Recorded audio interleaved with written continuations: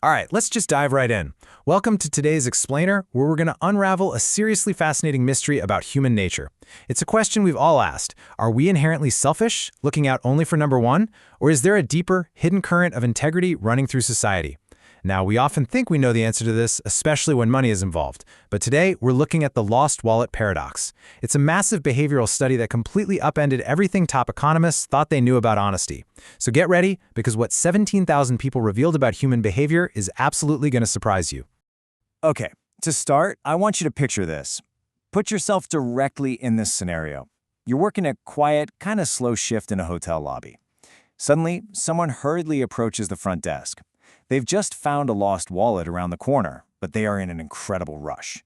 They tell you they don't have time to follow up, they just ask if you can handle it, shove the wallet into your hands, and immediately bolt out the door.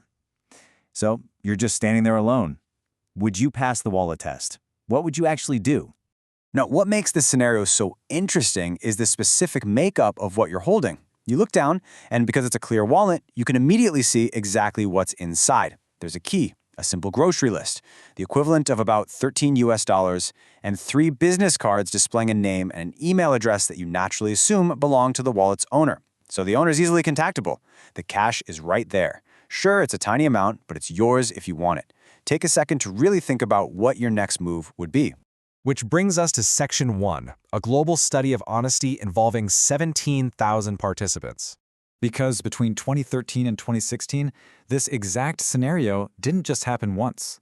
Over 17,000 front desk workers around the globe were faced with this exact choice. 17,000 people became unwitting participants in a massive, real-world study of honesty. The sheer scale of this whole shebang is staggering, and it gives us incredibly robust data on how everyday people react when no one is holding them accountable. Now you might be wondering, why go to all this trouble? Why did researchers from the universities of Michigan, Utah, and Zurich care so much about dropped wallets? Well, it's because honesty is far more than just not lying to your friends. It's literally the invisible glue of civilization. Every healthy society relies on a shared foundation of honesty. You need a baseline expectation of honesty from your fellow citizens just to use public services, to make safe business transactions, and to establish effective government policies. Without it, the whole system just breaks down. But here's the fundamental problem researchers face. How do you actually investigate honesty when people know they're being watched? If you bring someone into a sterile laboratory and ask them, hey, are you an honest person, or you watch them take a test, they're going to behave perfectly. They know the camera's on them. To get real data, you have to get out of the lab and into the real world. You have to see what people do when they think there are zero consequences. And they pulled this off with incredible precision. The scope was absolutely massive. We're talking 13 research assistants deployed across 355 cities in 40 different countries. They recreated this exact dropped wallet scenario in hotels, banks, public offices, and cultural establishments. Half the wallets they dropped contained no cash, just the key, the list, and the cards. The other half had the $13. And those clear wallets guaranteed the workers could instantly see exactly what was at stake. So the trap was set globally. That leads us right into Section 2, the economists' hypothesis on predicting behavior.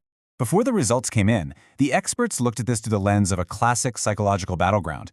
In one corner, you have self-interest, the free $13 just staring you in the face. In the other corner, you have altruism, which is the desire not to harm the abstract owner of the wallet, combined with self-image, which is your desire to see yourself as a good, honest person. The researchers basically believed that adding money to the wallet would act as a corrupting force. And get this, they surveyed 279 top economists, and those experts overwhelmingly agreed with this cynical assumption. Their official prediction was, researchers expected money-filled wallets to be reported less often. I mean, the logic kind of makes sense on paper, right? Human beings are incredibly good at rationalizing bad behavior if the stakes are low. The victim is a total stranger you'll never meet, and $13, it's such a small amount, it's super easy to let yourself off the hook and just pocket the cash. Self-interest, they thought, would easily win the day. But man, were they in for a shock. Here is Section 3, a surprising twist, defying expectations. The actual data completely shattered those cynical expectations. When the wallets had no cash, they were reported and returned about 46% of the time. But when the wallets contained the $13, the return rate actually jumped up to 61%. Adding money increased honesty. And this wasn't just some fluke in one specific culture either. This pattern held true globally, straight across the board, completely regardless of the participants' age, their gender, or whether there were bystanders around during the drop-off. The experts were dead wrong. The researchers were absolutely floored, so they naturally asked the logical follow-up question. What happens if you massively increase the temptation? Maybe $13 just wasn't enough to trigger true self-interest. So they ran the experiment again, but this time they loaded the wallets with nearly $100. Surely, at this much higher amount, the temptation would finally break this honest streak, right? Wrong again. In the ultimate twist, the wallets packed with $100 were reported an incredible 72% of the time. Yeah, 72%. As the temptation went up, the rate of honesty went up right along with it. The more money that was in the wallet, the more likely people were to try and track down the rightful owner. It completely defies standard economic logic. So, how do we explain this sudden flip in human behavior? Let's spend a minute on Section 4, unpacking the paradox of why honesty increases. The answer relies heavily on this really fascinating psychological concept, positive self-image. Basically, we all walk around carrying an internal narrative about who we are, and we desperately want to believe that we're good, upstanding, honest people. When you find a wallet with a tiny bit of cash, maybe you can do the mental gymnastics to justify keeping it. But taking a large sum of money, that forces you to look in the mirror and admit you are a thief. And it turns out, protecting our internal self-image is incredibly powerful. When they followed up with participants, researchers nailed down 3 main theories for why higher stakes actually increase honesty. First, as we just mentioned, larger sums feel undeniably like actual theft, which totally shatters that positive self-image. Second, altruism kicks in way harder.